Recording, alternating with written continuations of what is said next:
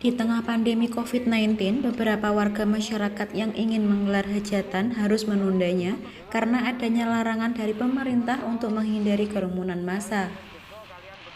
Hal tersebut membuat para pekerja seni sepi job. Akhirnya, para pekerja seni berinisiatif untuk menggelar simulasi hajatan di tengah pandemi COVID-19 dengan tetap mematuhi protokol kesehatan.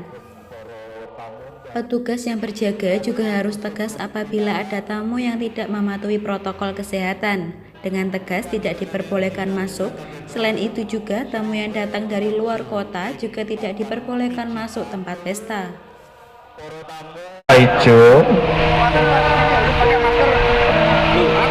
tamu undangan diharap untuk tetap mematuhi dan taat akan aturan atau protokol kesehatan.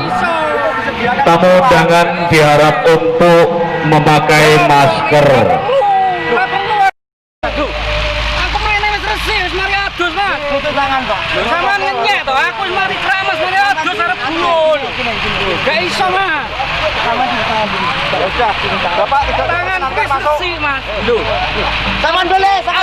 Untuk tamu undangan yang tidak taat akan aturan atau tidak taat dengan Dalam acara tersebut, yang punya hajat harus menyiapkan tenaga untuk tes suhu badan dan para tamu undangan juga wajib memakai masker sebelum ke tempat duduk. Tamu diwajibkan cuci tangan dan dilarang berjabatan tangan. Tatanan kursi tamu juga diberikan jarak sehingga tamu yang satu dengan tamu yang lain tidak bersentuhan. Apabila kursi tamu sudah penuh, tamu undangan yang akan masuk diminta mengantri menunggu tamu undangan yang di dalam keluar.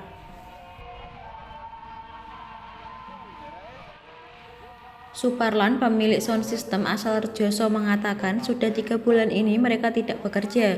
Adanya simulasi ini diharapkan pemerintah dapat memberikan izin kepada orang yang punya hajat untuk dapat menggelar pesta meski harus mematuhi protokol kesehatan. Atas nama kru dari Terop atau mungkin orang yang kehidupannya sampai biasa-biasa di Teropan. Jadi saya dari kru Terop ini juga mengeluh sebetulnya. Maka kita sebagai orang Teropan juga ngerti tentang kesehatan. Jadi maka kita menghibur diri ya, biarpun kita tidak mendapatkan bantuan dari pemerintah, kita tetap sehat ya, tidak mengeluh. Tetapi untuk bagaimana kegiatan-kegiatan pada siang hari ini, satu untuk memanasi sound ya, untuk manas sound, dan yang kedua untuk menghibur diri, dan yang ketiga bagaimana ke depan atau besar ini kita sudah bisa diperbolehkan oleh pemerintah melaksanakan kegiatan-kegiatan masyarakat. Kendala yang dihadapi ya secara umum kita sudah menjadikan katanya dari pemerintah pusat sudah new normal. Biarpun kita sudah new normal, tetapi wong Teropan ya, dari saya secara pribadi, dari orang-orang Terop, teman-teman rekan-rekan kita semua yang berada di lapangan ini tahu tentang kesehatan. Jadi biarpun dia orang Terop, ketika sudah dimintai tanggapan oleh orang yang punya hajat, sudah berkoordinasi, berkolaborasi dengan mungkin Bapak A mempunyai hajat, maka kita sharing nanti protokolnya ngenten ya Bu, yo Kang. Nah, dengan manten juga bisa. Lah saya secara pribadi nyunat nih anak saya lho ya iso. Nyatane orang Terop sing pengen duwe cilik-cilikan kados ngeten iki wau nggih nyatane bolo-bolo nggih saged nindaklanjuti protokol kesehatan.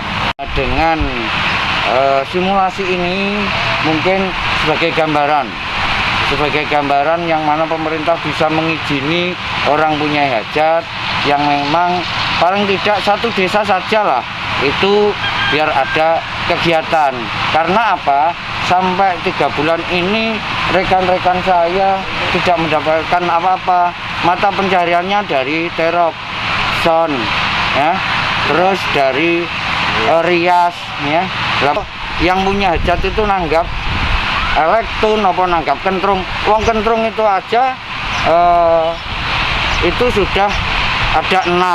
Nah, mungkin kalau kita elektron bisa 10, 11. Kalau kita akumulasi semua, satu orang hajatan itu kita sudah memakan tenaga kerja sekitar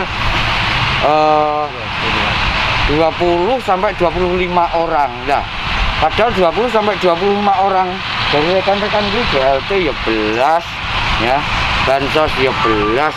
Nah, mohon nanti kebijakan dari pemerintah supaya mengizinkan dengan protokol kesehatan dari pemerintah, itu yang kita harapkan. Kalau tetap tidak mendapatkan izin, Pak? Ya, kita komunikasi dengan para pihak bagaimana kita bisa menjamin tentang protokol kesehatan bisa jalan. Dan insya Allah semuanya berjalan ke depan akan lebih bagus. Diharapkan setelah simulasi ini, pemerintah daerah dapat memberikan izin hajatan supaya ekonomi mereka tidak terganggu. Dari Desa Talang, Siti Nur Khalifah melaporkan.